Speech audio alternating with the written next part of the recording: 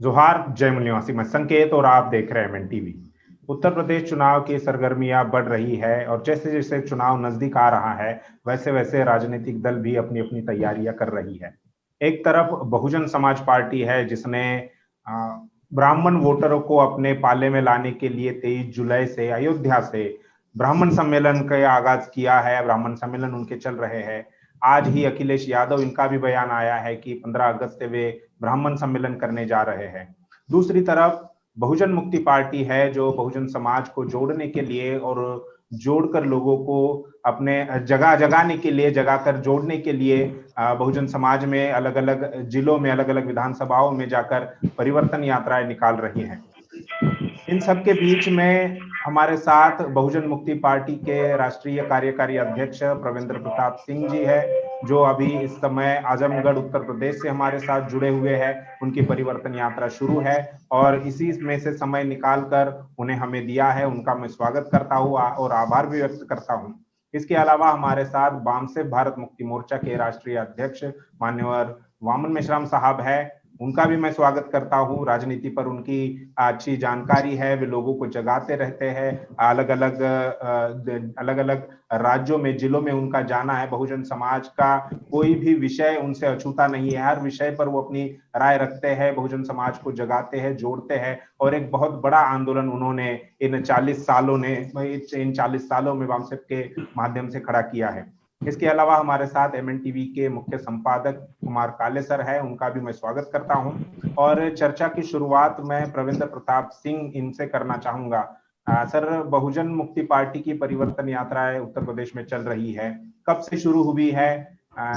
कितनी परिवर्तन यात्राएं अभी तक निकाली गई है आपने, और अभी कितने विधानसभाओं को ये परिवर्तन यात्राएं कवर करेंगी? संकेत जी, धन्यवाद। आपने हमें अपने स्टूडियो में बुलाया। एमएन टीवी का मैं धन्यवाद ज्ञापित करता हूँ।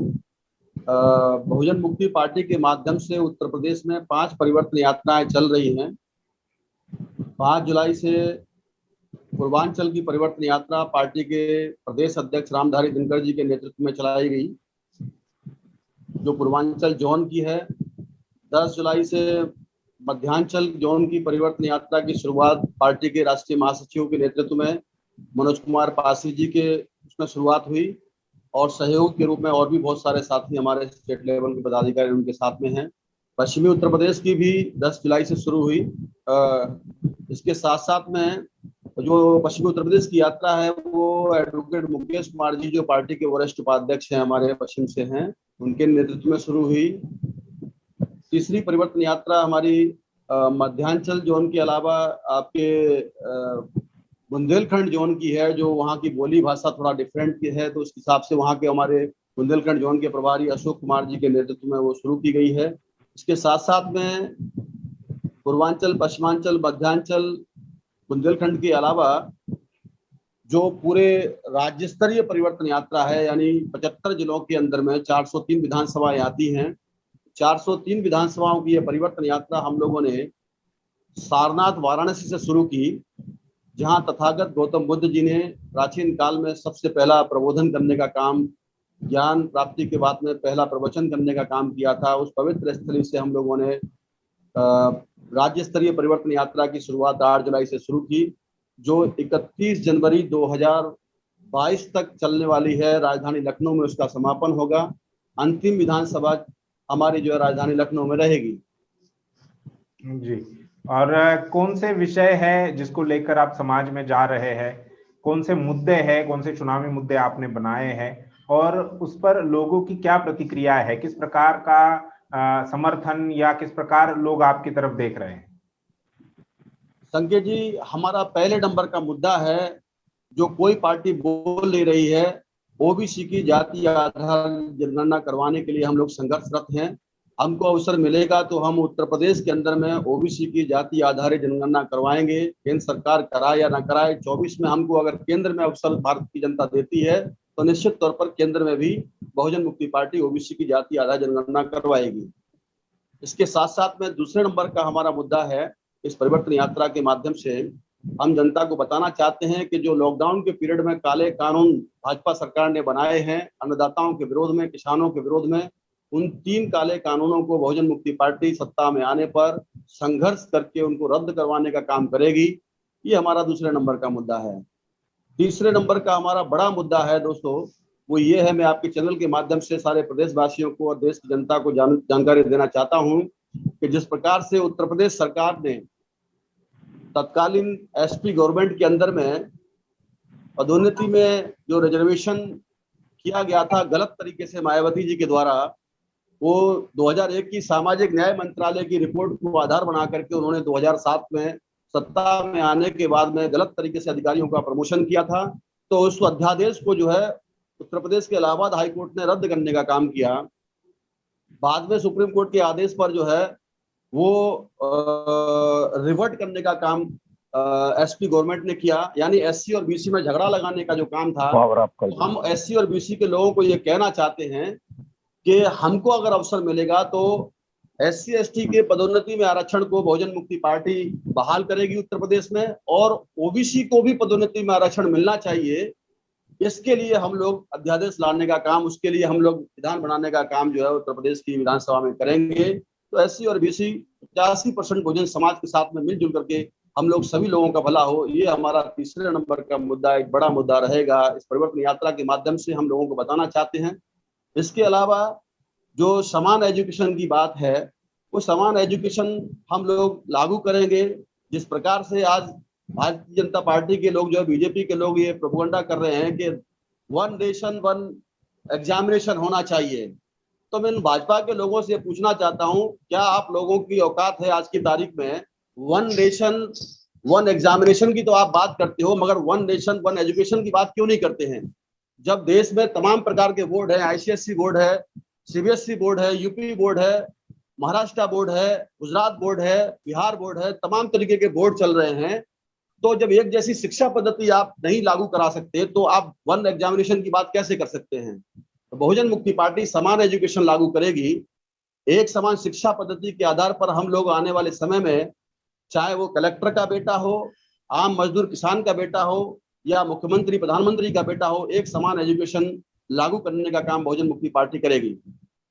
ऐसे तमाम हमारे 29 सूत्रीय मुद्दे हैं। अभी हम लोग जो पब्लिक को जगाने का काम कर रहे हैं, एक मुद्दे पे अगर मैं 2-2 मिनट बोलूंगा तो बहुत लंबा समय हो जाएगा। और लोगों की क्या प्रतिक्रिया है जब आप ये मुद्दे समाज में लेकर जा रहे हैं, लोगों के बीच में आप है, लोगों की क्या प्रतिक्रिया है? लोग आपको किस प्रकार से देखते हैं? संकेत जी, मैं बताना चाहता हूँ, जिस तरीके से अपार समर्थन बहुजन मुक्ति पार्टी को मिल रहा है, हर जाति समुदाय के लोग, मौर्य लोग आकर के हमको अपने नोटों की माला पहना रहे हैं, फूलों की माला के साथ साथ में। हर चौक चौराहे पर ऐसा कोई चौराहा नहीं है। हम लोग जो निर्धारित हमारे कार्यक्रम स्थल है, पब्लिक के उस जन समर्थन की वजह से हम लोग समय से पहुंच नहीं पा रहे हैं। तमाम शेड्यूल को मैनेज करने के बाद भी जगह जगह चौक चौराहे पर लोग स्वागत कर रहे हैं, चाहे वो मौर्य हो, चाहे वो कुशवाहा हो, चाहे वो यादव जाति के हमारे मूल निवासी भाई हों, या शेड्यूल कास्ट की बहुत सारी अलग अलग जाति के लोग हैं। और यहाँ तक कि दूसरे पार्टियों के अंदर में भी, जैसे अनुप्रिया पटेल जी की बात है, तो उनके कार्यकर्ताओं ने हम लोग जब सोनभद्र में गए थे तो वहां जाकर के उन्होंने बीच बाजार के अंदर में हमको माला पहना के स्वागत किया हमारी यात्रा का। जो विधानसभा अध्यक्ष हुआ करते थे उनके, अभी भी हैं, और साथ साथ में पैसा भी 500 रुपए भी हमको सहयोग करवाया, और उन्होंने हमारी यात्रा का जो वेलकम किया जोरदार तरीके से। उनको यकीन है कि इन लोगों की बस की बात नहीं है। सपा बसपा बीजेपी को अकेले अकेले रोकने के लायक नहीं है। बहुत बड़े पैमाने पर हमको समर्थन मिल रहा है। अभी ये शुरुआत भर है हमारी। जैसे जैसे यात्रा और सरगर्मी बढ़ रही है, वैसे वैसे लोगों का अपार जन समर्थन मिल रहा है। और कितने सीटों पर चुनाव लड़ने का आपने प्लान बनाया है अभी तक? संकेत जी, हम लोग 403 विधानसभा में जा रहे हैं। हमारी तैयारी पूरी 403 विधानसभाओं पर, अपने बलबूते पर, अपनी शक्ति के बल पर, बहुजन समाज के 85% लोगों के बलबूते पर हम लोग वो चुनाव लड़ेंगे, क्योंकि हमारी संख्या बल है। उस संख्या बल के आधार पर ही हमने ये फैसला किया है कि पूरे उत्तर प्रदेश की 403 विधानसभा में जिस तरीके से जन समर्थन मिल रहा है, हम ये लड़ाई केवल मूल निवासी बहुजन समाज की लड़ाई है, उनके मान सम्मान की लड़ाई है। उनके सहयोग से सभी सीटों पर चुनाव लड़ेंगे। जी बिल्कुल। परविंदर जी, जैसे अभी आपने रैली के इतने सारे मुद्दे बताए, तो उत्तर प्रदेश की जो कानून व्यवस्था जो है वो पूरी तरह से कोलैप्स हो चुकी है। लॉ एंड ऑर्डर प्रॉब्लम को लेकर काफी मतलब वहां पर हंगामा हुआ। सुप्रीम कोर्ट ने भी बहुत कड़ी टिप्पणियां की है। इलाहाबाद हाईकोर्ट ने भी, इलाहाबाद हाईकोर्ट हो, सुप्रीम कोर्ट के द्वारा भी आया, और कोविड मैनेजमेंट को लेकर भी बहुत सारा सेकंड वेव में सरकार की नाकामियां सामने आई, तो क्या परिवर्तन यात्रा में इन मुद्दों को भी आपके द्वारा उठाया जा रहा है? जी बिल्कुल कुमार साहब, हम बिल्कुल इन मुद्दों को उठा रहे हैं। जिस प्रकार से दवाइयों की भी कालाबाजारी करने का काम ये बीजेपी गवर्नमेंट में हुआ, एक पैरासीटामोल तक लोगों को नसीब नहीं हो पाई, लोग तड़प तड़प के मर गए बुखार में जो है, तो उसकी भी कालाबाजारी उत्तर प्रदेश में हुई, स्वास्थ्य व्यवस्था चरमरा गई। उन मुद्दों को लेकर के भी समाज में बहुत बड़ा गुस्सा देखने को मिल रहा है, पूरे प्रदेश भर में त्राहिमाम मचा है इस बात को लेकर के। और इस बात को हमने अभी त्रिस्तरीय पंचायत चुनाव में भी देखा। भाजपा पे लोगों ने गुस्सा उतारा, एसपी बीएसपी के लोगों को जिताने का काम किया, मगर वो एसपी बीएसपी के लोग अपने कार्यकर्ताओं को पिटवाते रहे। यहाँ तक कि बहन मायावती जी, बसपा प्रमुख, ने तो पहले ही बीजेपी के सामने सरेंडर कर दिया। पता नहीं उनकी क्या मजबूरी है, उन्होंने तो अपना जिला पंचायत अध्यक्ष का कैंडिडेट भी कहीं पर किसी जिले में नहीं उतारा, समाजवादी पार्टी के लोगों ने उतारा। उतारने के बाद में उनके जीते हुए प्रतिनिधियों को भी बाजार में खींच करके उनकी महिलाओं के साथ में, जो जीती हुई प्रतिनिधि थी, जिला पंचायत सदस्य थी, क्षेत्र पंचायत सदस्य थी, ऐसी महिलाओं के साथ में भी लॉ एंड ऑर्डर की जहां तक बात आप कर रहे हैं, तो पूरा गुंडाराज स्थापित हो गया है आज की तारीख में उत्तर प्रदेश में, पूरी तरीके से चरमरा गई है। ये बहुत बड़ी बड़ी बातें करते हैं, मगर प्रैक्टिकल में कुछ भी दिखाई नहीं देता। सबके साथ सबके विकास की बात करते हैं, सबके विश्वास की बात करते हैं, मगर सबके साथ में विश्वासघात करने का काम भारतीय जनता पार्टी कर रही है। लॉ एंड ऑर्डर नाम की उत्तर प्रदेश में कोई व्यवस्था नहीं है, हत्या प्रदेश बन चुका है आज की तारीख में योगी गवर्नमेंट। वही मेरा सवाल है कि यादवों की हत्या हो रही है, पटेलों की हत्या हो रही है, शेड्यूल कास्ट के ऊपर भी बड़े पैमाने पर एट्रोसिटीज हो रही है, तो जनता में जब आप जा रहे हैं तो लोगों की तरफ से इन मुद्दों को लेकर क्या प्रतिक्रिया हो रही है? कुछ लोग आपको मिलते भी होंगे, लोग हमारे मुद्दे बताते भी होंगे। जी बिल्कुल, अभी अभी हमारे पास जैसे ही हमारी यात्रा बनारस से निकल करके हमने चंदौली में प्रवेश किया, उसके बाद सोनभद्र में हम लोग गए, सोनभद्र के बाद मिर्जापुर में आए, तो हमें पता चला कि वहां पर फिर दोबारा से एक 8 साल की बच्ची के साथ में एक बड़ा जघन्य अपराध, ब्राह्मण लड़के ने उसके साथ में बलात्कार किया सेवापुरी विधानसभा में, जहां पर हमारी यात्रा गई भी थी, उसके बाद की घटना थी। और चाहे वो हाथरस की घटना हो, जो मनीषा वाल्मीकि लड़की थी, उसके साथ में किस तरीके से जघन्य अपराध हुआ, शायद इतनी खतरनाक बात जो है, मनुस्मृति उस समय जैसे चलती थी, आज भी संविधान लागू होने के बाद भी ये गुंडा राज स्थापित करने का काम इस यूपी गवर्नमेंट में हुआ है। उसकी हड्डियां तोड़ दी, उसकी रीढ़ की हड्डी तोड़ने का काम किया, यहाँ तक कि वो बयान नहीं दे सके। उस मनीषा वाल्मीकि बेटी को जो है उसका जवान काट दी गई प्रशासन की मदद से, उसका सबूत मिटाने के लिए वहां पर जो है उसको मिट्टी का तेल छिड़क करके रातों रात उसकी शकल तक उस परिवार वालों को नहीं दिखाया। इतना जघन्य अपराध इस योगी की गवर्नमेंट में हुआ और उसकी जाति बिरादरी के लोगों ने किया। अपने जाति के लोगों को बचाने के लिए योगी आदित्यनाथ ने इतने बड़े पैमाने पर प्रशासन की मदद तो ली, मगर उस मनीषा वाल्मीकि को बेचारी को न्याय आज तक नहीं मिला है।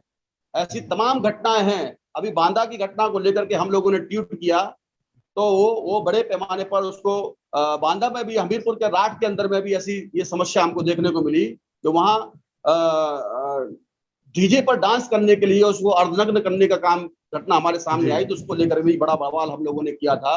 तो महिलाएं सुरक्षित नहीं है, किसान सुरक्षित नहीं है, इस तरीके से बेटी बचाओ बेटी पढ़ाओ की बात करते हैं, बेटा भाजपाइयों से नहीं है। मुझे तो ऐसा लगता है कि इन लोगों ने पहले संकेत दिया हो इस बात के लिए कि हम भाजपाइयों से अपनी बेटियों को बचाने का काम करो, ये खुद ही उनके ऊपर में बलात्कार करवाने का काम कर रहे हैं। तमाम नेता फंसे हुए हैं इसके लिए। संकेत जी जी मिश्रम साहब हमारे साथ जुड़े हैं। मिश्रम साहब, आपने बीएमपी को यानी बहुजन मुक्ति पार्टी को समर्थन देने के कुछ वीडियो सोशल मीडिया के द्वारा ही सामने आ रहे हैं।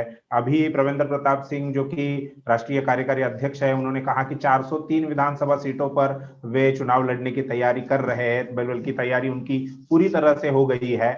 आप उनको कितनी सीटों पर समर्थन देने वाले हैं?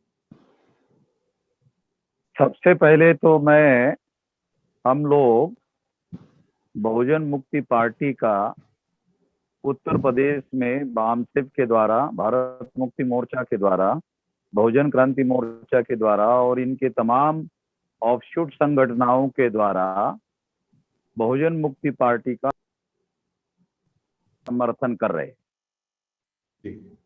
और ये जो समर्थन कर रहे हैं, बहुजन मुक्ति पार्टी के लोगों ने, जो शेड्यूल कास्ट के लोग हैं, शेड्यूल ट्राइब के लोग हैं, बैकवर्ड क्लास के लोग हैं, माइनॉरिटी के लोग हैं, इन लोगों को आजाद भारत में वंचित बना दिया गया है।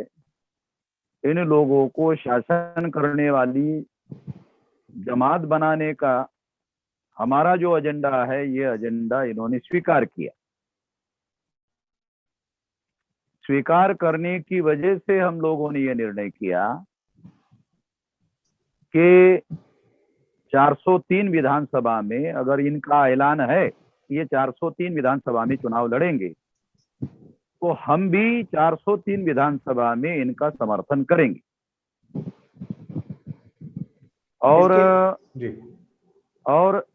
403 विधानसभा में हम लोग समर्थन करेंगे और पूरी ताकत से समर्थन करेंगे, और चुनाव में सारे प्रदेश भर में हम प्रचार भी करेंगे। सारे देश के लोगों को, कार्यकर्ताओं को बुलाकर प्रचार करेंगे और बहुत बड़े पैमाने पर अभियान चलाएंगे। जी, आपने कहा कि समर्थन का अभियान चलाएंगे पूरी शक्ति के साथ। जी, आपने कहा कि आप मुद्दों के आधार पर बीएमपी को समर्थन कर रहे हैं।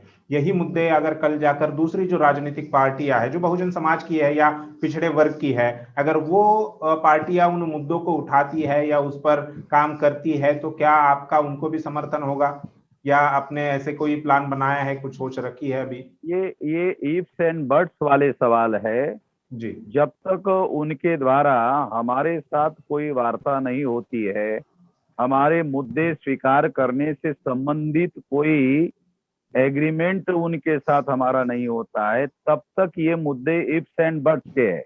जी। इसलिए अभी से इसके बारे में किसी प्रकार की बात कहने का कोई मतलब नहीं है। बहुजन मुक्ति पार्टी ने बाकायदा इन बातों को स्वीकार किया है, इसलिए हमारा उनके साथ एग्रीमेंट है, तो हम उनका 403 विधानसभा में समर्थन करेंगे और पूरी शक्ति के साथ समर्थन करेंगे। और अब तक हमने किसी और पार्टी को इस तरह से समर्थन करने का कोई ऐलान नहीं किया है। जी। प्रविंद्र प्रताप सिंह, अभी उत्तर प्रदेश में जैसे आपकी परिवर्तन यात्रा चल रही है, वैसे ही अलग अलग पार्टियों द्वारा सम्मेलन चल रहे हैं। जैसे बीएसपी की अगर बात की जाए तो ब्राह्मण सम्मेलन उन्होंने 23 जुलाई से शुरू किया है। आज की खबर है कि अखिलेश यादव ने भी घोषित किया कि 15 अगस्त से वो लोग ब्राह्मण सम्मेलन शुरू करने वाले हैं समाजवादी पार्टी के द्वारा। क्या कहेंगे इसको लेकर? एक तरफ बहुजन समाज है, दूसरी तरफ ब्राह्मण है, या ब्राह्मण वोट है, वो वोट हासिल करने के लिए जद्दोजहद चल रही है। आपकी क्या टिप्पणी है? देखिए, वो हर पार्टी की नीति अपनी होती है। उनको लगता है कि ब्राह्मणों को साथ लिए बगैर उनका काम चलने वाला नहीं है। ऐसी मजबूरी उनकी क्यों पैदा हुई? उन्होंने बहुजन समाज के लोगों को तैयार नहीं किया, चाहे वो समाजवादी पार्टी के लोग हों। उन्होंने ओबीसी के लोगों की लड़ाई लड़ रहे होते तो ओबीसी के लोग उनके साथ खड़े होते। ओबीसी की लड़ाई तो उन्होंने कोई मुद्दा तो उठाया है नहीं, ना उन्होंने जाति आधारित जनगणना का मुद्दा उठाया समाजवादी पार्टी की तरफ से, ना बहुजन समाज पार्टी के लोगों ने उनके लड़ाई लड़ने के लिए कोई मुद्दा उठाया। भारत के संविधान को जलाने का काम जब मनवादियों ने किया, 3.5% शासक जाति के लोगों ने किया दिल्ली के जंतर मंतर पर, संसद मार्ग पर, तो मायावती जी ने तो उसका मनुस्मृति का समर्थन करने का काम किया। संविधान के जलाने के विरोध में तो कुछ बोला नहीं, राष्ट्रपति जी भी नहीं बोले। तो ये लोग अगर शेड्यूल कास्ट की राजनीति कर रहे होते तो शेड्यूल कास्ट के लोग इनके साथ खड़े होते। बड़ी हास्यास्पद बात है संकेत जी, मैं बताना चाहता हूँ, बहुजन समाज पार्टी जब मान्यवर काशीराम साहब थे, उन्होंने जो बहुजन समाज की खेती करने का काम किया, बहुजन समाज निर्माण करने का काम किया, तो उस समय तक 207 में उनकी एक बड़ी लहर थी। उनके परिनिर्माण की वजह से जो एक सहानुभूति समाज में थी, उसकी वजह से 207 सीटें 2007 में वो जीत करके आए। उसमें ब्राह्मणों का कोई रोल नहीं था, वो साहब काशीराम जी का रोल था सारा का सारा। मायावती जी ने तो कुछ भी नहीं किया इसके लिए। तो वो हाथी जो 207 बच्चे के रूप में, हाथी बच्चे के रूप में बच्चे पैदा करता था एमएलए के रूप में, या 19 सांसद के रूप में बच्चे पैदा करता था, वो हाथी 2014 आते आते वो अंडे देने लग गया, क्योंकि समाज ने साथ छोड़ दिया। इन्होंने सिद्धांत छोड़ने का काम किया, समाज ने उनका साथ छोड़ने का काम किया।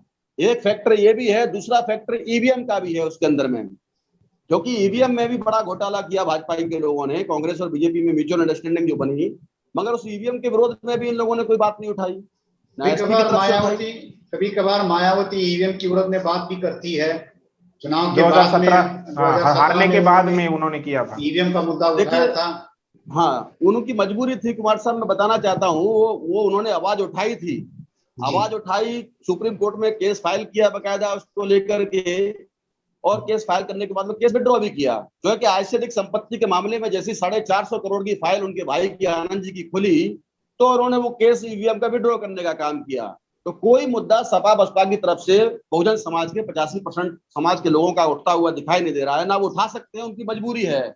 क्योंकि अगर ये एससी बीसी का मुद्दा उठाएंगे तो ये सारे लोग जो है वो लालू जी की तरह से बीजेपी के लोग उनको भी जेल में डालने का काम कर सकते हैं, इसलिए इनकी मजबूरी है। हम तो कहते हैं हम समाज की लड़ाई लड़ेंगे, हम बाकी की सारी जिंदगी जो है हम लोग जेल में जाने के लिए तैयार है, हमें कोई आपत्ति नहीं उसके अंदर में, मगर किसी भी परिस्थिति में हम समझौता करने वाले लोग नहीं है। ये हम लोग आपके चैनल के माध्यम से प्रदेश और देश की जनता को बताना चाहते हैं। हर हाल में किसी परिस्थिति में चाहे कुछ भी हो जाए, मगर हम किसी भी परिस्थिति में मनवादियों के साथ समझौता करने वाले लोग नहीं है। कल परसों ही बहुजन समाज को तैयार करेंगे, इसके लिए कर रहे हैं। 400 विधानसभा में हम लोग इसीलिए जा रहे हैं क्योंकि हम लोग 400 विधानसभा में अपने बलबूते पर चुनाव लड़ेंगे और जनता का अपार समर्थन हमको मिल रहा है। कुमार साहब, परविंदर जी, कल की ही बात है, कल परसों की बात है कि फूलन देवी जी की शहादत को लेकर भी उत्तर प्रदेश में तरह तरह के कार्यक्रमों का आयोजन किया गया था। बहुजन समाज उनको अपना प्रेरणा स्रोत मानता है, उनसे लगातार आंदोलन की भी प्रेरणा हमको मिलती है। तो उत्तर प्रदेश सरकार के द्वारा फूलन देवी जी के शहादत के संदर्भ में जो कार्यक्रम लगाए गए थे उस पर भी पाबंदी लगाई गई। बनारस और कुछ जगह पर तो आयोजक के ऊपर एफआईआर तक की गई, ये क्या मामला रहा? देखिए कुमार साहब, क्या है, जिन जाति के लोगों ने आदरणीय वीरांगना क्रांतिकारी हमारी जो समाज की महिला थी, प्रेरणा स्रोत थी, वो उसी आदित्य योगीनाथ जी के जाति बिरादरी के लोगों ने उनकी हत्या करने का काम किया, करवाने का काम किया, उनके साथ बलात्कार करवाने का काम किया। तो वो अपने जाति बिरादरी के लोगों को बचाएंगे, उनकी तौहीन हो रही है इस बात को लेकर के। उनके लिए वो आदर्श थोड़ी थी, आदर्श तो वो बहुजन समाज के लोगों के लिए थी। अगर हर घर के अंदर में हमारी बिटिया, हमारी बहन, हमारे गार्जियन लोग अपने परिवार में अगर फूलन देवी जी का इतिहास बताने का काम करें तो वास्तव में ही देश में, प्रदेश में कहीं पर भी हत्या बलात्कार जैसी घटना नहीं होगी। फूलन देवी जी को अपना प्रेरणा स्रोत माने, उनके इतिहास के बारे में जाने। तो इसी प्रकार से जैसे फूलन देवी जी ने अपने जीते जी अपने विरोधियों के साथ में, अपने बलात्कारियों के साथ में बदला लिया था, एक लाइन में खड़ा करके उन जाति के लोगों को गोलियों से भूनने का काम किया, तो हम तो सल्यूट करते हैं उस महिला को। हमने भी अपना अभिवादन करने का काम किया। कल हमारी बहुजन मुक्ति पार्टी के हमारे कम से कम आधे से ज्यादा दर्जन कार्यक्रम कल हुए। हमने उनको शहादत दिवस पर याद किया। इसमें शहादत दिवस के अवसर पर बहुजन मुक्ति पार्टी ने उनको श्रद्धांजलि देने का काम किया। हर स्पीच पे हम लोगों ने कहा, हमारी प्रेरणा स्रोत थी। मगर ये एफआईआर करने का काम करते हैं, उन्हीं लोगों ने उनकी हत्या करने का काम किया, तो इसलिए वो उनकी बिरादरी के लोग योगी जी उनको बचाने का काम कर रहे हैं।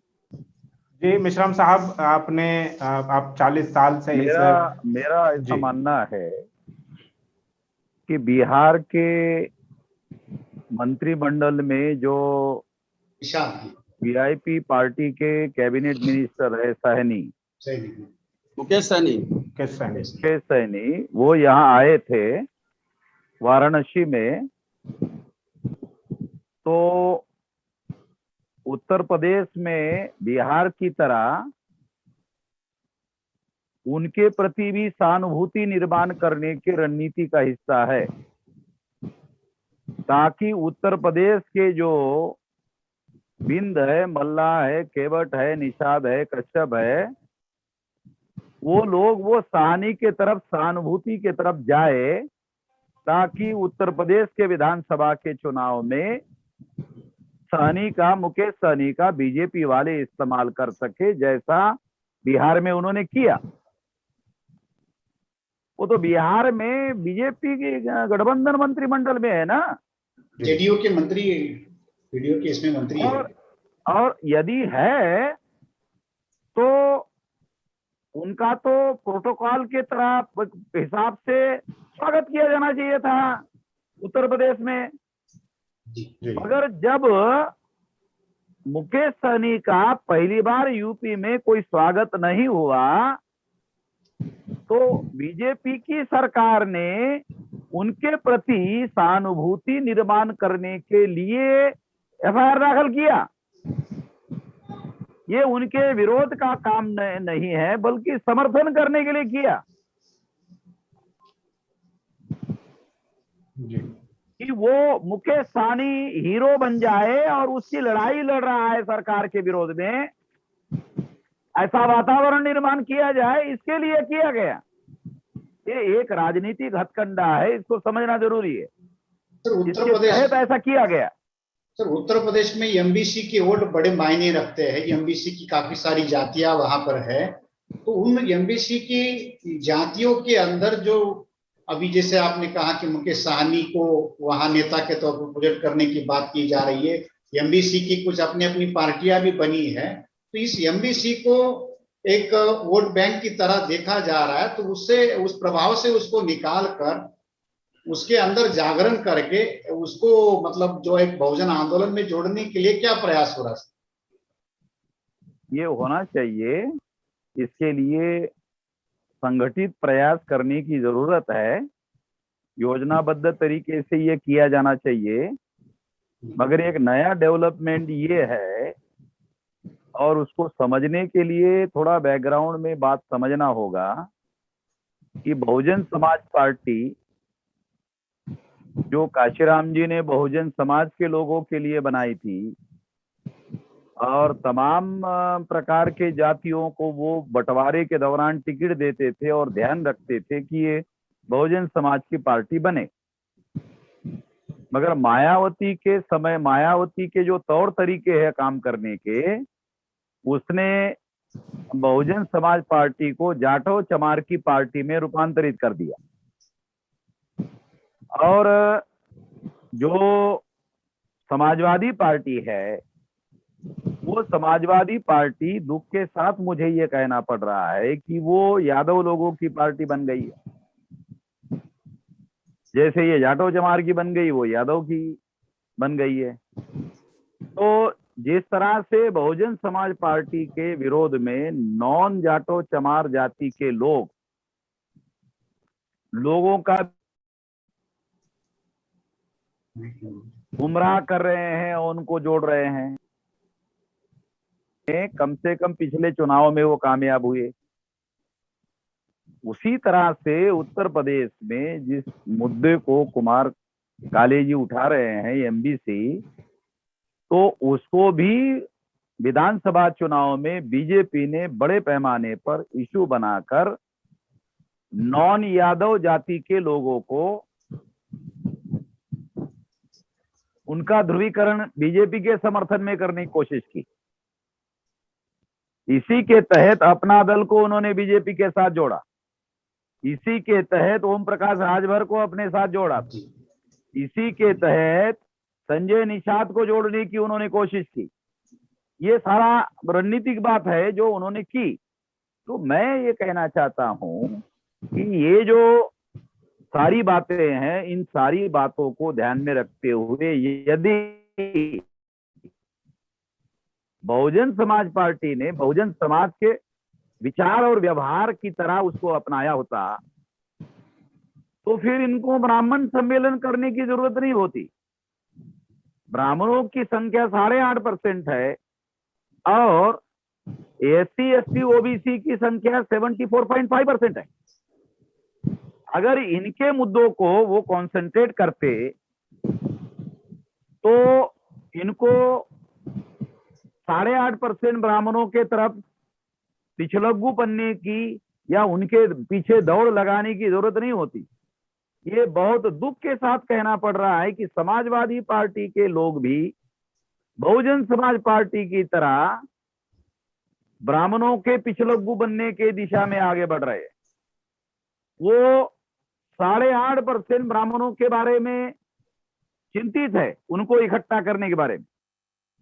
मगर जो 74.5% लोग हैं एससी एसटी ओबीसी, उनके बारे में, उन लोगों को इकट्ठा करना चाहिए, जोड़ना चाहिए, जगाना चाहिए। इसके लिए उन्होंने दोनों तरफ से कोई पहल की ऐसा दिख नहीं रहा है। तो ये बहुत दुख के साथ कहना पड़ रहा है कि उनको ऐसा ना करने की वजह से ये पिछलग्गू बनना पड़ रहा है। लेकिन सर मीडिया के माध्यम से जो प्रचार किया गया अब तक कि उत्तर प्रदेश का ब्राह्मण या देश का जो ब्राह्मण और तत्सम ऊंची जाति के लोग जो है वो जिस पार्टी की तरफ झुकते हैं वही पार्टी जो है वो सत्ता में आती है।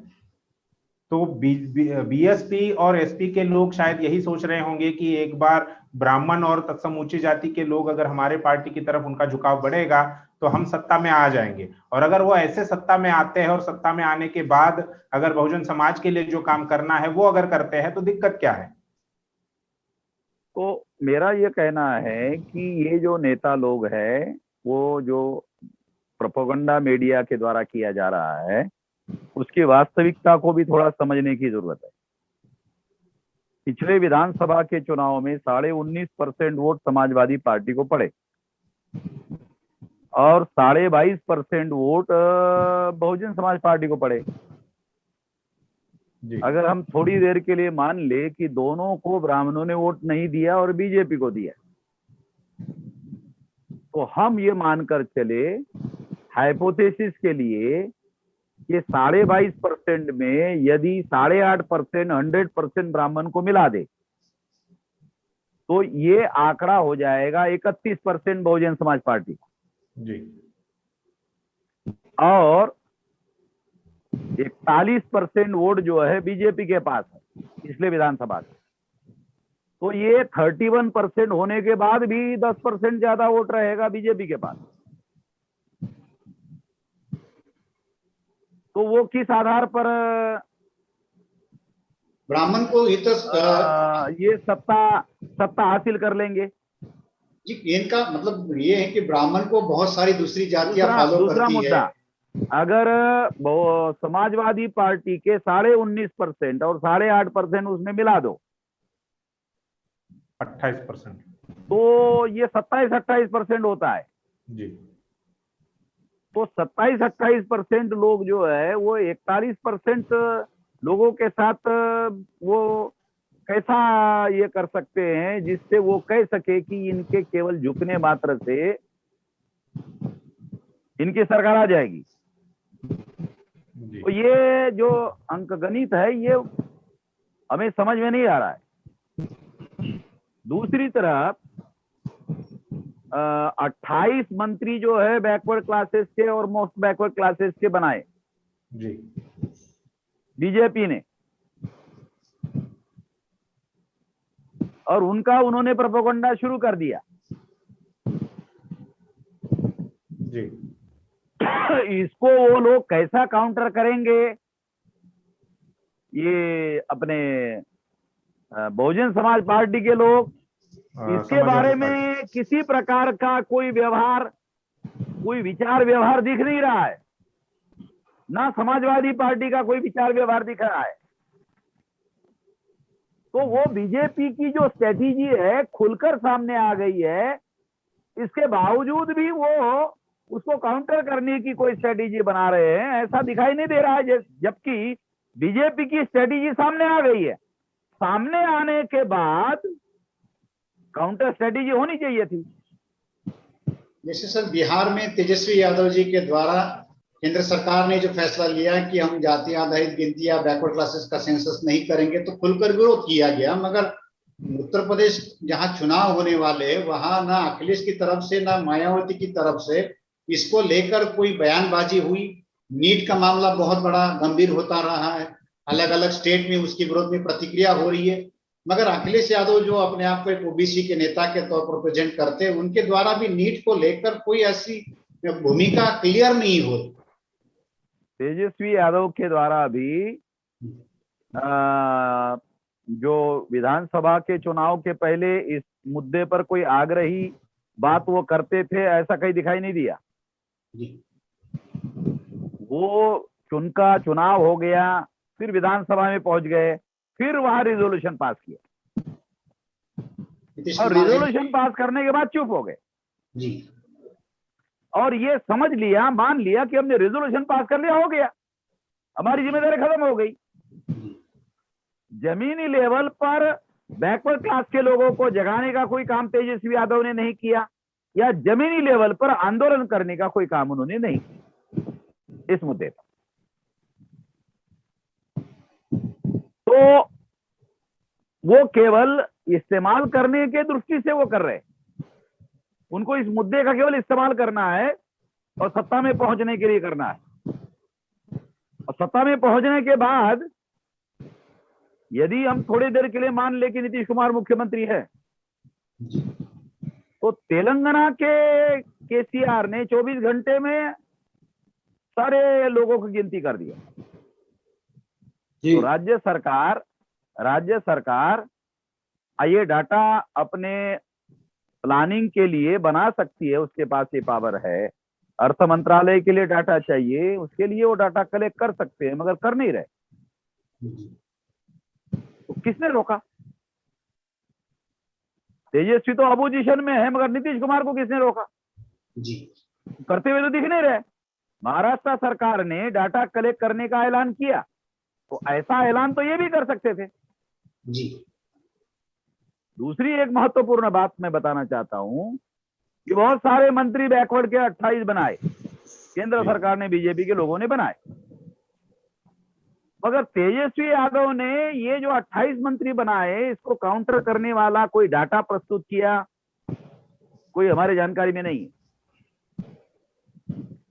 समाजवादी पार्टी ने कोई डाटा प्रस्तुत किया, ये भी कोई जानकारी अवेलेबल नहीं। मगर मैं ये मुद्दा बताना चाहता हूं, वो ये कि जो 28 मंत्री बनाए गए, क्या जिस ज्यादातर लोगों को राज्य मंत्री बनाया गया, ओबीसी के लोगों को ज्यादातर राज्य मंत्री बनाया गया जी, और उन लोगों के सारे कैबिनेट मिनिस्टर या तो ब्राह्मण है, या तो क्षत्रिय है, तो वैश्य है।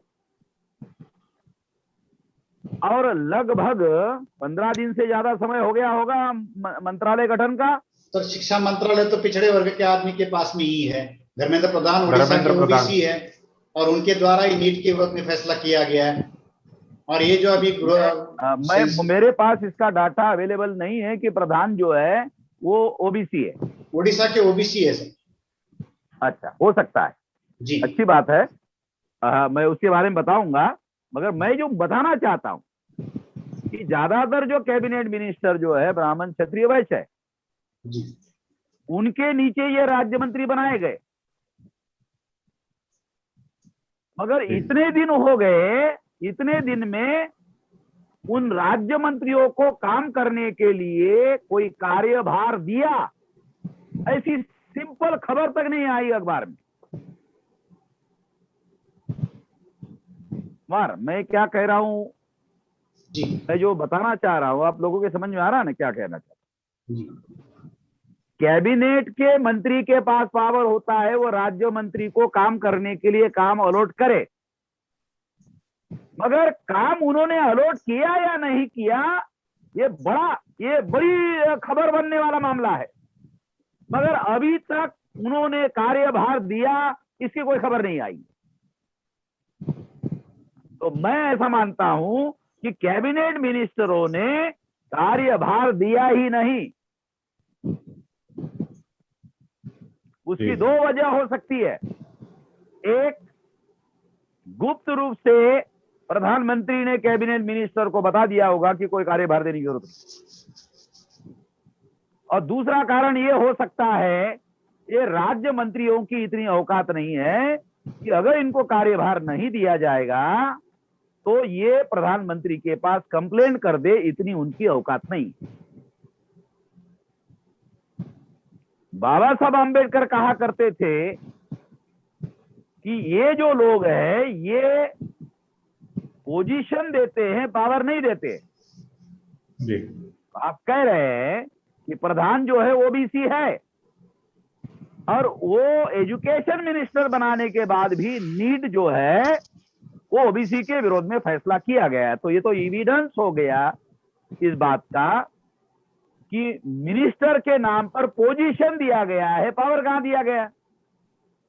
जब नरेंद्र मोदी को आरएसएस ने पोजीशन दिया, पावर बाकी लोगों का छोड़ो, कोई मिनिस्टर के पास अब इतनी औकात है कि वो अपना पीए नियुक्त कर ले अपनी इच्छा का, या आरएसएस वाले उनको अपना पीए दे देंगे? बिरादरी के आदमी को भी अगर मिनिस्टर को मिलना है तो पहले आरएसएस के आदमी को मिलना होगा। वो अनुमति देगा तो मिनिस्टर को मिल सकते हैं, नहीं तो मिलेंगे नहीं। तो मेरे कहने का मतलब ये है कि जो डाटा मैं आपको दे रहा हूं वो डाटा तेजस्वी को दिया जाना चाहिए ना, तेजस्वी ने बोलना चाहिए, अखिलेश यादव ने बोलना चाहिए, बोलना चाहिए ना जी। नहीं बोल रहे, क्यों? जब उनको पावर मिलेगी तो वो भी पोजीशन देते हैं, पावर नहीं देते। वो तो राजनीति का हिस्सा है। कोई भी मतलब अगर सत्ता में चाहे बहन जी हो या अखिलेश हो, वो तो पावर डिस्ट्रीब्यूट करना कभी नहीं चाहेंगे। मेरे कहने का मतलब ये है कि यदि ऐसा नहीं किया जाता है तो फिर समाज को इसका कोई बेनिफिट नहीं होगा, समस्या जैसे कि तैसे रहेगी। ये बात जैसे जैसे जैसे आप जी जैसे आप कह रहे हैं कि उनको कोई काम नहीं दिया गया है, इसके दो कारण भी आपने बताया। हो सकता है कि चुनाव तक ही ये सारा मामला हो, चुनाव तक ही उनको मंत्री के तौर पर रखा जाए और उसके बाद 2022 के चुनाव खत्म होने के बाद फिर से कैबिनेट रिशफल हो और उनको हटाया जाए, या ऐसा कुछ हो सकता है। लेकिन आपने जो अभी ब्राह्मण वोटरों के बारे में जो अभी आंकड़े बताए, जो कैलकुलेशन बताया, उसको लेकर मेरा एक सवाल है कि ब्राह्मण केवल उत्तर प्रदेश में वोटर ही नहीं है, बल्कि वो मीडिया में भी अपनी ताकत रखते हैं, मीडिया को कंट्रोल करते हैं, प्रशासन उनके नियंत्रण में है, समाज में उनकी मान्यता है। तो जो ये ब्राह्मण सम्मेलन लेने की जो बात बहन जी कर रही है, या अखिलेश यादव जो अभी 15 अगस्त से उन्होंने ऐलान कर दिया है, तो हो सकता है कि ये पावर भी अपने नियंत्रण में ना लाए या इस पावर को भी अपनी पार्टी की तरफ झुकाए, इस वजह से उन्होंने ब्राह्मण सम्मेलन लिया हो, केवल ब्राह्मण वोट हासिल करने का मामला नहीं हो। यदि इसी बात को माना जाए तो काशीराम जी ने और मुलायम सिंह ने तो ये सारे मीडिया का विरोध सहन करने के बाद सरकार बनाई थी जी, और ये सिद्ध किया था कि ये सारा मीडिया जो है वो उनके मुकाबले में खड़ा नहीं हो सकता। और उस समय उन्होंने बहुत बड़े पैमाने पर इसके विरोध में प्रचार भी किया था, बल्कि उधर ये अयोध्या में ये नारा लगा था, मिले मुलायम काशीराम और हवा में उड़ गए जय श्री राम। जय श्री राम। इतना ज्यादा प्रोपेगेंडा उनका होने के बावजूद भी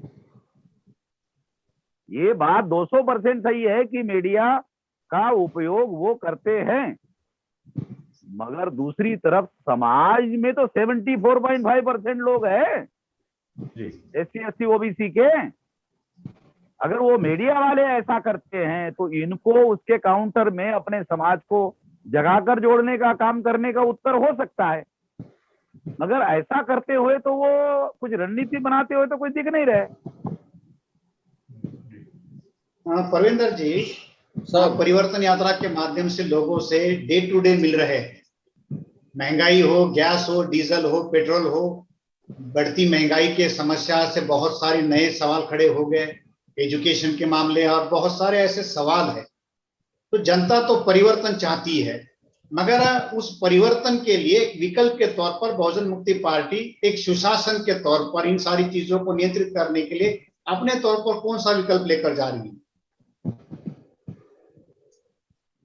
हमारे पास एक विकल्प नहीं है, हमारे साथ जनता का समर्थन है और हर जाति समुदाय के लोग जो विक्टिम्स हैं, जो पीड़ित और प्रताड़ित लोग हैं, वो सारे लोग हमारे साथ खड़े हुए हैं। एक आशा, एक उम्मीद की किरण वो देख रहे हैं कि यही लोग वास्तव में, ये कोई पूंजीपति के खर्चे पर नहीं चल रहे हैं, किसी के इशारे पे काम करने वाले लोग नहीं हैं।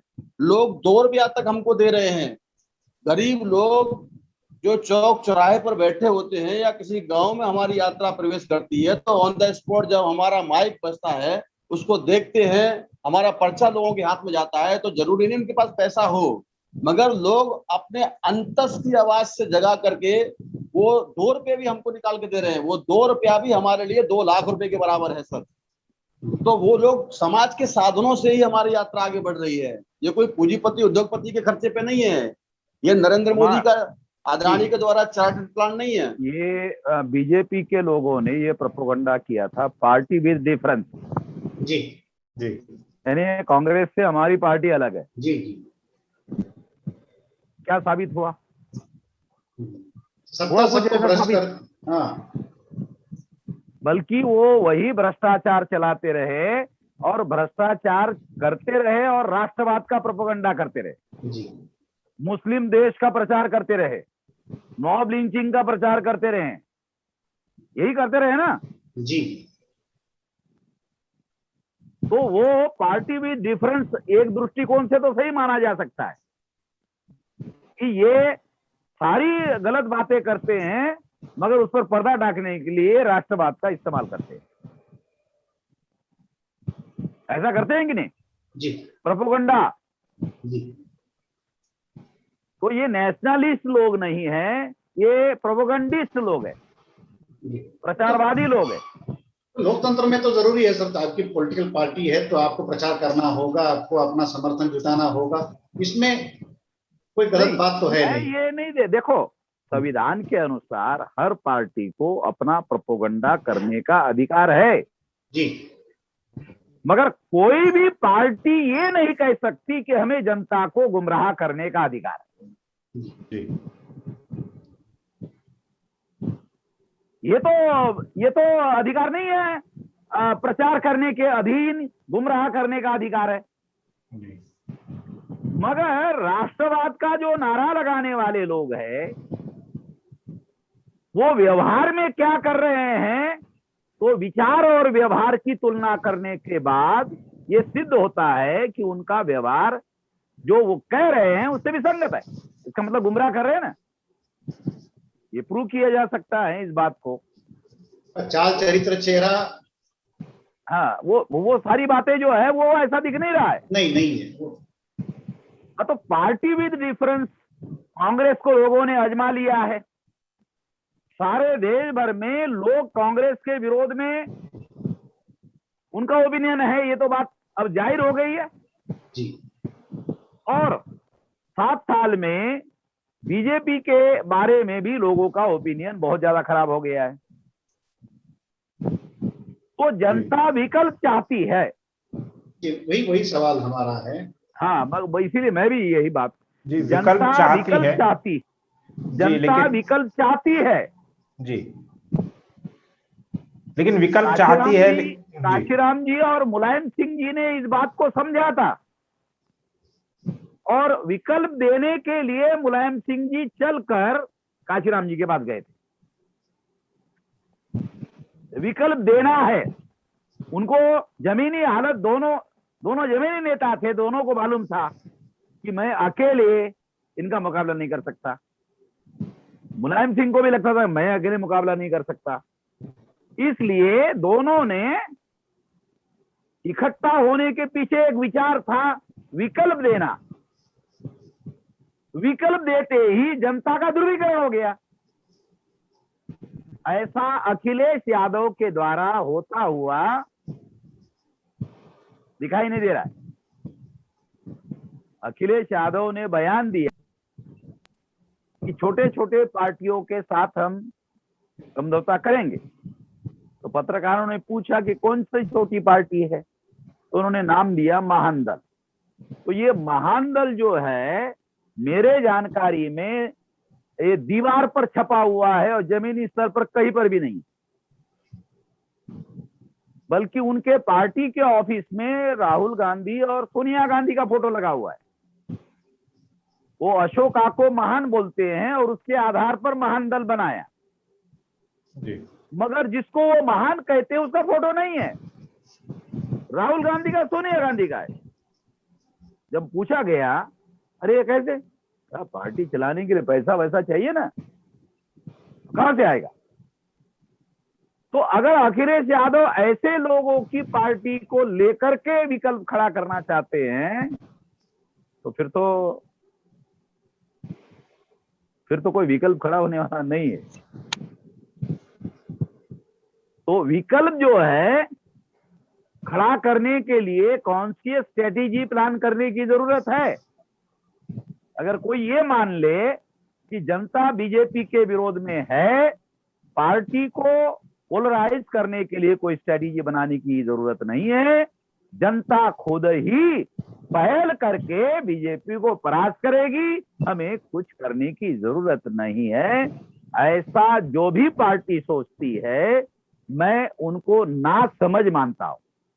मिश्राम जी, मैं आपकी बात को एक सवाल पूछना चाहता हूं कि जैसे आपने कहा कि विकल्प होना चाहिए, समझौता होना चाहिए, तो ये समझौता आइडियोलॉजिकल ग्राउंड पर होना चाहिए या पॉलिटिकल ग्राउंड पर होना चाहिए? उसके आधार क्या है? देखो, पॉलिटिकल पार्टी के लोग पॉलिटिकल मकसद से इकट्ठा आते हैं और पॉलिटिकल मकसद को लेकर के काम करते हैं। तो पॉलिटिकल पार्टी बनाने का जो बैकग्राउंड होता है, उस बैकग्राउंड में मुद्दे होते हैं। तो समाजवादी पार्टी का बैकग्राउंड तो बैकवर्ड लोगों का है। चुनावी मुद्दा क्या होता है?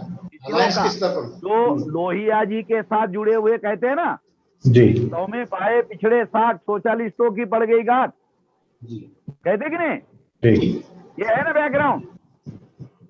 इस बैकग्राउंड में वो पार्टी बनी है, लोहिया जी का नाम भी लेते हैं ना जी।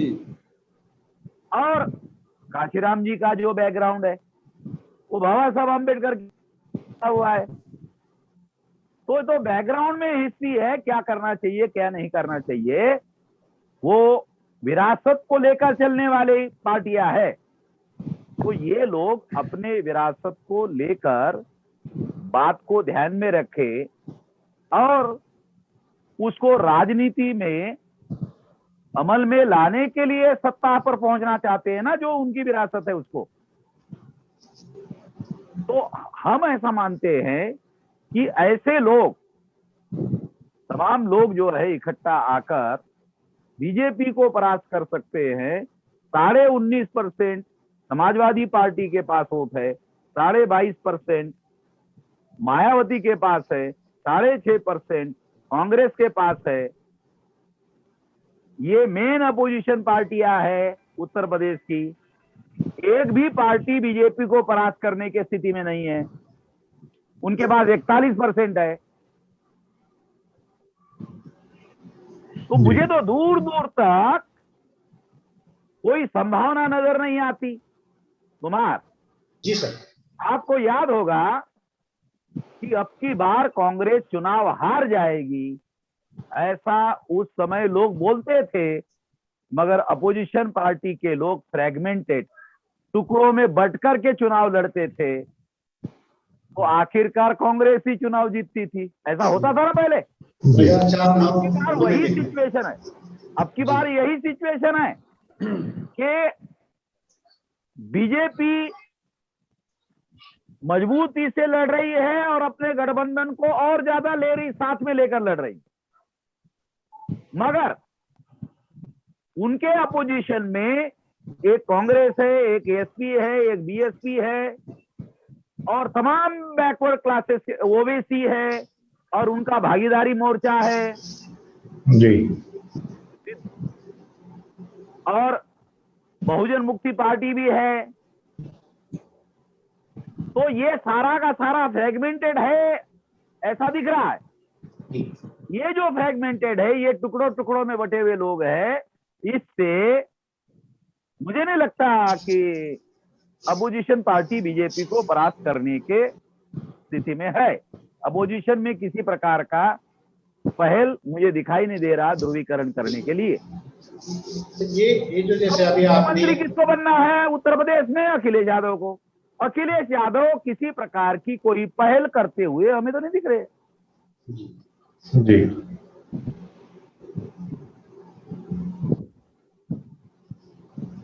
काले सर, जैसे मुलायम सिंह यादव जी चलकर काशीराम जी के पास गए थे, तो मैं तो ये नहीं कह रहा हूं कि अखिलेश यादव चलकर किसी के पास जाए, मगर स्ट्रेटेजी तो दिखनी चाहिए। तो कहीं तो दिख तो नहीं रही। सर, जैसे अभी आप ये कह रहे हैं कि पॉलिटिकल पार्टियों में किसी तरीके से कोई पहल नहीं दिखाई दे रही और विपक्ष जो है वो बिखरा हुआ। बीजेपी के अंदर पहल है। नहीं, विपक्ष की बात कर रहा हूं मैं। विपक्ष में जो लोग, हाँ, विपक्ष में जो लोग हैं उनको अवसर भी है, माहौल भी है, मगर वो अपने से कोई पहल नहीं कर रहे। तो क्या ये काम कोई गैर राजनीतिक पंचायत राज में ये सिद्ध हो गया कि जनता बीजेपी के विरोध में है। मगर अपोजिशन पार्टी इस अनुकूल परिस्थिति का फायदा लेने के लिए जो स्ट्रेटेजी प्लान करनी चाहिए उसमें मुझे कहीं गंभीरता दिखाई नहीं दे रही है। अगर सर सवाल स्ट्रेटेजी का है और इनिशिएटिव लेने का है तो क्या ये काम कोई गैर राजनीतिक आंदोलन कर सकता है क्या? क्योंकि उसका तो संपर्क सभी के साथ है, हो सकता है पार्टी के डिफरेंसेस। ये तो राजनीतिक दलों के लोगों को ही करना चाहिए। गैर राजनीतिक लोग जो है वो मुद्दा आधारित समर्थन दे या ले सकते हैं जी, मगर पहल तो उनको करना चाहिए। अगर ऐसी कोई थोड़ी देर के लिए मान लिया जाए कि किसी कारणवश बीजेपी को बहुमत नहीं मिला तो पोस्ट इलेक्शन में मायावती और बीजेपी के लोग इकट्ठा हो जाएंगे और बीजेपी राज्य में मायावती को मुख्यमंत्री बना देगी और सेंट्रल में गवर्नमेंट बनाने के लिए मायावती का समर्थन ले लेगी 2024 में। और इससे बीजेपी का कोई नुकसान नहीं है क्योंकि मायावती को मुख्यमंत्री बनाने के बाद उनको समर्थन देने के लिए कोई इतराज है नहीं। तो यही समर्थन सेंट्रल गवर्नमेंट ने एसपी के लोगों के द्वारा कह रहा हूं, अगर ये आकलन समाजवादी पार्टी के पास है, अगर है तो अभी से उनको बीजेपी को काउंटर करने का भी और मायावती को भी काउंटर करने की स्ट्रेटेजी पर एक साथ काम करना चाहिए। जो बीएसपी की क्या स्ट्रेटेजी है उस बात को ध्यान में रखते हुए इसको काउंटर करना चाहिए और बीजेपी की भी स्ट्रेटेजी को काउंटर करने का काम करना चाहिए। मगर हमें ऐसा दिख नहीं रहा।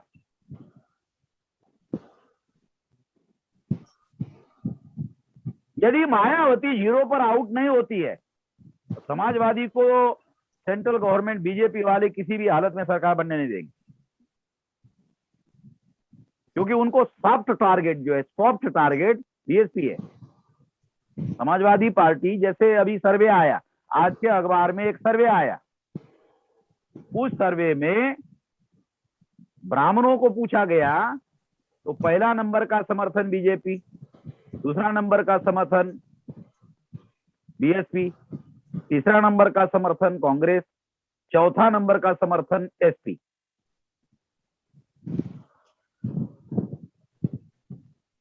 तो ये आंकड़े इस बात को सिद्ध करते हैं कि समाजवादी पार्टी ब्राह्मणों के लिए सबसे निचले पायदान पर है समर्थन के लिए, क्योंकि वो सॉफ्ट टारगेट नहीं है।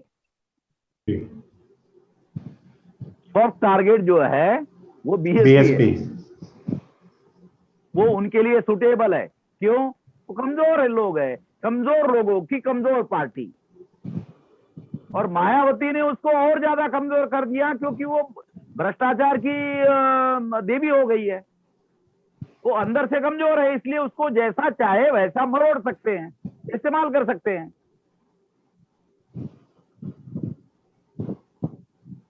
जो प्रेजेंट डे में मेरे समझ में आ रहा है, यदि समाजवादी मायावती को 0 पर आउट करने का काम नहीं करती है और बीजेपी को भी विरोध करने का और परास्त करने की रणनीति पर काम नहीं करती है तो चुनाव बाद जैसे पंचायत में बीजेपी ने समाजवादी की पिटाई करवा के परास्त कर दिया, वैसे ही चुनाव के बाद मायावती को मुख्यमंत्री बनवाकर, यही अंडरस्टैंडिंग रहा होगा मायावती का कि हम जिला पंचायत में गुप्त रूप से बीजेपी का समर्थन करते हैं ताकि भविष्य में अगर बीजेपी को हमारा समर्थन करना पड़े तो कोई अवरोध खड़ा ना हो।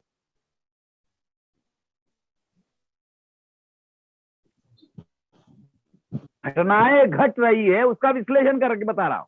अखबार में खबर नहीं आ रही है मगर मैं घटना बोलती है ना, कोई घटना घटित होती है उसकी एक व्याख्या होती है, वो कैसे बता रहा हूं। और हम तो गैर राजनीति के, तो राजनीति में बैठे वाले लोगों को इसकी व्याख्या करनी चाहिए। और हर छोटी छोटी बात का आधार बनाकर काउंटर स्ट्रेटेजी होनी चाहिए, और वो काउंटर स्ट्रेटेजी जनता तक पहुंचनी चाहिए, तब तो प्रतिक्रिया होगी जनता की। अगर जनता की प्रतिक्रिया पॉजिटिव या निगेटिव नहीं होती है तो राजनीतिक दलों को फायदा कहां से मिलेगा? यही तो समय है 6 महीना पहले चुनाव के पहले का। जी बिल्कुल, बीजेपी ने अपने इरादे जो है वो स्पष्ट कर दिए हैं। 27 ओबीसी के लोगों को मंत्री बनाया है, राज्य मंत्री 28 राज्य मंत्री ही सही, लेकिन दिखाने के लिए उन्होंने चेहरे तो लाए हैं, लेकिन उसके मुकाबले में जो विपक्षी दल है, खासकर उत्तर प्रदेश के एसपी बीएसपी, वो कोई काउंटर स्ट्रेटेजी बनाते हुए दिखाई नहीं देते हैं। ये बातें गैर राजनीतिक संगठन को समझ में आ रही है, लेकिन उसका राजनीति पर कितना असर होगा ये तो आने वाले समय में देखने वाली बात होगी। फिलहाल हम इस चर्चा को यही रोकते हैं, और जैसे जैसे उत्तर प्रदेश के चुनाव नजदीक आते रहेंगे वैसे वैसे हम लोग उस पर ज्यादा अंदरूनी चर्चा जो है, जो मामले आमतौर पर मीडिया में नहीं आते हैं, जो मुद्दे नहीं आते, उसको हम बहुजन समाज के सामने लाने का प्रयास करेंगे। मैं प्रविंद्र प्रताप सिंह, राष्ट्रीय कार्यकारी अध्यक्ष बहुजन मुक्ति पार्टी, इनका आभार व्यक्त करता हूं कि उन्होंने हमें समय दिया। इसके अलावा वामसे भारत मुक्ति मोर्चा के राष्ट्रीय अध्यक्ष वामन मेश्राम साहब, इनका भी मैं आभार व्यक्त करता हूं। कुमार काले सर, वे भी हमारे साथ जुड़े, उनका भी आभार व्यक्त करता हूं। और इस पूरी चर्चा पर आप दर्शकों की क्या राय है, क्या करना चाहिए, क्या होना चाहिए, किस प्रकार की स्ट्रेटेजी प्लान होनी चाहिए एसपी बीएसपी की तरफ से, खासकर अखिलेश यादव की तरफ से, अखिलेश यादव की तरफ लोगों की निगाहें है कि वो क्या कदम उठाते हैं। इसके बारे में आपकी क्या सोच है, क्या राय है, ये हमें कमेंट में जरूर लिखकर बताइए, और ये वीडियो ज्यादा से ज्यादा शेयर कीजिए ताकि जिन लोगों को ये जानकारी नहीं है उन लोगों तक भी ये जानकारी पहुंच सके। आप सभी का शुक्रिया।